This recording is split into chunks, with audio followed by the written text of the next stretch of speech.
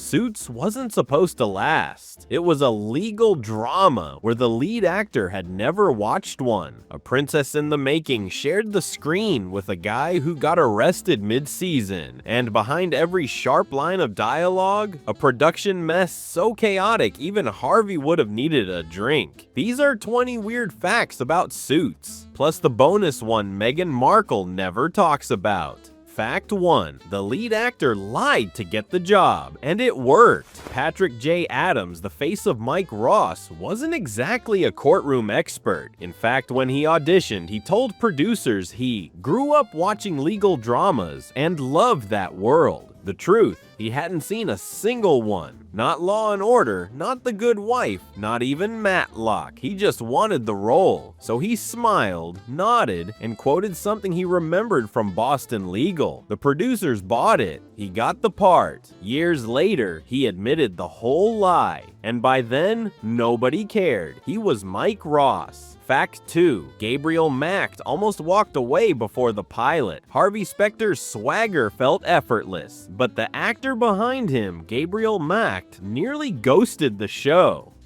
Not because he hated it, but because he didn't trust it. He'd done pilots before, good ones, and every time they were canceled or butchered by network execs. He told his agent he was tired of the heartbreak.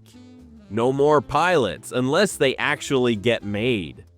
His agent convinced him, just do this one. Last time, I swear, Macht flew to New York, put on the sharpest suit in wardrobe, and the rest. It's TV legend. Fact 3. Meghan Markle wasn't their first choice. Today, she's royalty. Back then, just another actress with a few sitcom credits. Meghan Markle came in to read for Rachel Zane, but she wasn't who they pictured. Rachel was supposed to be fiery, fast-talking, East Coast born and bred. Meghan, calm, composed, West Coast all the way. The producers were unsure, until the chemistry read with Patrick J. Adams. The moment she walked in, something clicked. They read 3 scenes, and by the end, the casting director whispered, "That's Rachel." The others never had a chance. Fact 4. The pilot wasn't shot in New York. Suits looks like Manhattan, the skyscrapers, the taxi horns, the river views. But the first episode, it was filmed in Toronto. Yep,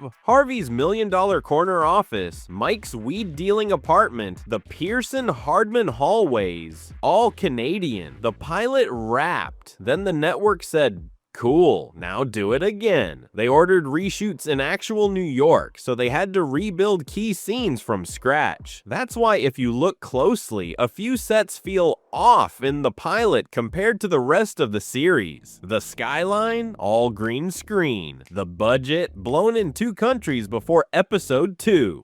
Fact 5. Donna's iconic line was ad-libbed. When Donna says, "I'm Donna," it feels like a power move. It became a fan mantra. T-shirts, memes, a state of mind, but that moment, totally unscripted. Sarah Rafferty, the actress behind Donna, dropped it during a take as a joke. The director loved the energy.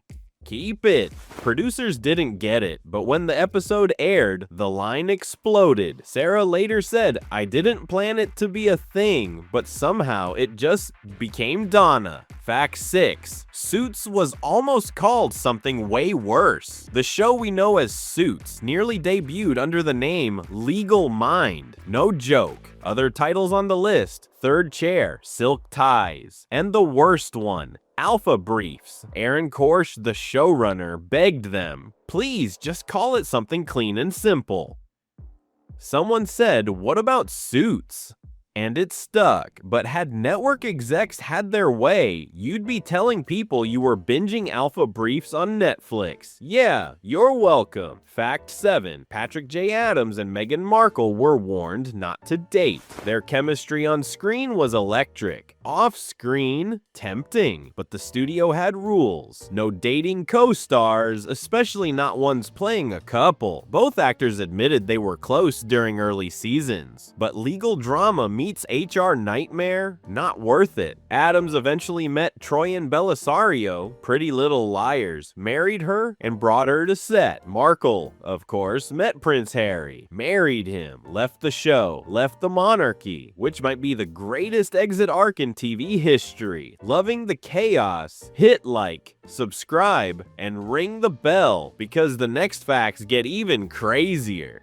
Fact 8. One scene took 12 hours because everyone kept laughing. There's a scene in season 3 where Litt gives a dramatic monologue about mudding. It's weird, intense, way too sensual. Hoffman, who played Louis, delivered it with such strange passion everyone broke. Take after take. Crew members giggled. Patrick J. Adams fell out of his chair. Gabriel Macht couldn't make eye contact. The scene, originally meant to be background funny, became one of Lewis's most iconic moments. The final cut was a patchwork of straight-faced frames and one shot where Rick almost breaks himself. Fact 9. The original ending of the show was completely different. Aaron Korsh had a vision. Mike returns, Harvey retires, and Louis, yes, Louis becomes managing partner. But then Meghan Markle left, ratings dropped, and production costs ballooned. Suddenly, USA Network had notes. The show pivoted. More courtroom scenes, more romance, less experimentation. Korsh later admitted, "We had to wrap things up a bit quicker than we planned." Still, fans got the Harvey Donna moment they waited seasons for, though originally it was not meant to be endgame. Fact 10. Litt's actor almost quit in season 1. Hoffman is now beloved for his role, but early on he was miserable, not because of the writing, but because of the suits. Literal suits. The costume department didn't tailor his wardrobe properly during the pilot block, and Rick, who already struggled with anxiety, felt uncomfortable in every scene. "It sounds silly," he said, "but if you don't feel like the character physically, it messes with your head." He nearly left, but the team fixed it, got the fit right, and Louis became the neurotic legend fans quote to this day. Fact 11. Harvey's "you just got lit up" wasn't in the script. Harvey Specter doesn't say it. Louis Litt does. But the line was never supposed to exist. Hoffman improvised the phrase after seeing his name trending during season 2. Fans online were already joking about getting lit up every time Louis won a case or threw a tantrum. He said it once during rehearsal. The crew cracked up. The director said, "Do it again, but louder." It made the final cut, and "you just got lit up" became Suits' unofficial catchphrase. The show's merch store even sold mugs and mouse pads with it.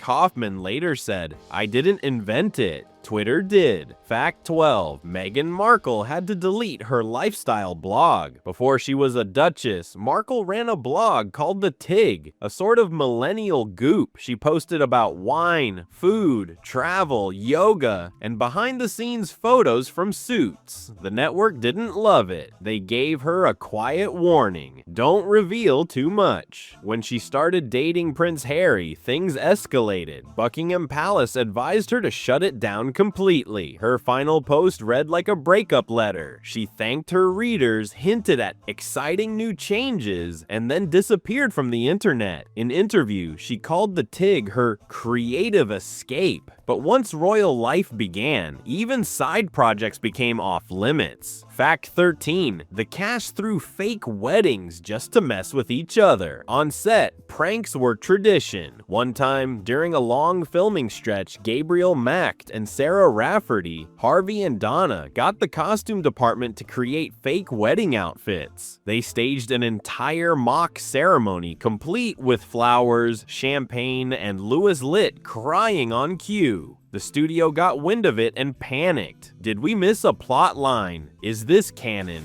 The footage never aired, but photos leaked online. For a week, fans thought Donna and Harvey had tied the knot off camera. Gabriel later said, "That prank was more romantic than half the actual scenes we filmed." Fact 14. The Pearson Hardman office was a single hallway. The show's Manhattan law office looked sprawling. Corner offices, boardrooms, glass walls for days. In reality, it was mostly one hallway. Producers used mirrors and tight camera angles to make it feel endless. Gabriel Macht once said, "If you turned the wrong way, you'd end up in craft services." Scenes were choreographed carefully to avoid breaking the illusion. That infamous file room, it was a storage closet with LED lights. Even the skyline was fake. A printed backdrop lit to match the time of day. Every window had a lighting guy crouched behind it. Fact 15. Mike Ross's bike almost caused a lawsuit. In the pilot, Mike zips through NYC traffic on a fixed-gear bike, dodging cabs and pedestrians. Cool intro. Very rebellious. But here's the catch. Patrick J. Adams didn't know how to ride fixed gear. Worse, no helmet, no stunt double. They shot guerrilla style in downtown Toronto. On one take, Adams nearly crashed into a food truck. The bike skidded, clipped a curb, and sent the actor flying. Luckily, he walked away with just a bruised ego. Production insurance was furious. From then on, all bike scenes were stationary, faked with camera tricks, or cut entirely. Fact 16. Gabriel Macht and Sarah Rafferty have been best friends since the 90s. Their chemistry wasn't just acting. Macht and Rafferty met at drama school in the early 1990s. They were scene partners, theater nerds, broke 20-somethings doing Shakespeare in New Haven. When Suits was casting Donna, Gabriel personally recommended Sarah. He told the producers, "You need someone who can take Harvey down a peg and still make him smile." They trusted him. She nailed the audition. To this day, they're still close. Their families vacation together. Macht officiated Rafferty's wedding, and during the show's final table read, they hugged so long they had to be asked to sit down. Fact 17. Suits was secretly the most streamed show of 2023. Years after its finale, Suits returned from the dead, thanks to Netflix. It debuted on the platform in June 2023, and what happened next shocked the industry. It dominated. For over 12 weeks, it was the most watched show in America. Even beat out Netflix originals like Stranger Things and Wednesday. Why? Theories abound. The Meghan Markle curiosity bump, the cozy nostalgia of cable-era shows, or just slick writing and sharp suits. Aaron Korsh joked on Twitter, "We got more viewers after we ended the show than during season 7. Fact 18. Harvey's record collection, totally fake. Harvey Specter's vinyl library is supposed to scream refined taste. Coltrane, Sinatra, Miles Davis. In reality, most of those records were thrift store rejects with fake sleeves printed by props. Gabriel Macht had one complaint. If I'm going to pretend to drink $900 scotch, can I at least actually play some jazz? So between takes, he'd bring in his own vinyl.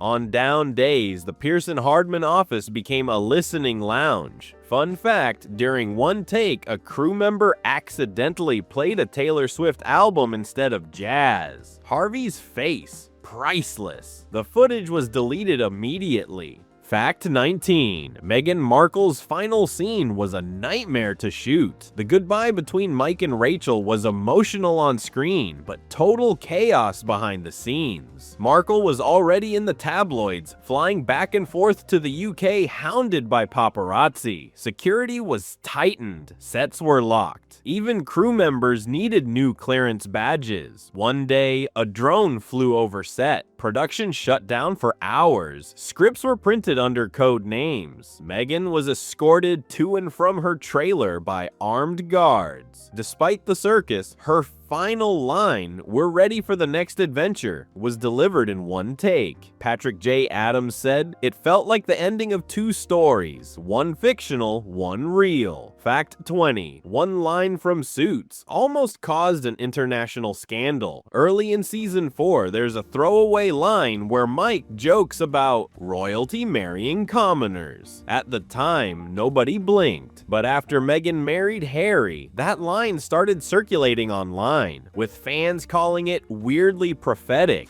The UK tabloids picked it up. Articles ran with headlines like, "Did Suits predict the royal wedding?" One columnist even accused the show of planting subtext. Aaron Korsh denied it all. "We had no idea she was dating Prince Harry when we wrote that. It was just a throwaway line. Life is stranger than fiction." Turns out, Suits didn't just predict trends, it accidentally wrote history. Bonus fact, the cast had a secret group chat called The Firm. After Meghan married into royalty, she stopped responding to the Suits group chat, so the rest of the cast renamed it The Firm, a cheeky nod to the British royal family's nickname. Patrick J. Adams confirmed it on a podcast. "We joke that we were all part of the royal family now, like honorary cousins or something." The chat included Gabriel, Macht, Sarah Rafferty, Rick Hoffman, and even Aaron Korsh. What did they talk about? Mostly memes, behind-the-scenes photos, and one time a full debate on whether Litt could win The Bachelor. Spoiler, they decided no. If you enjoyed these weird facts about Suits, go ahead and hit that like button, subscribe for more, and don't forget to ring the bell so you never miss what's coming next.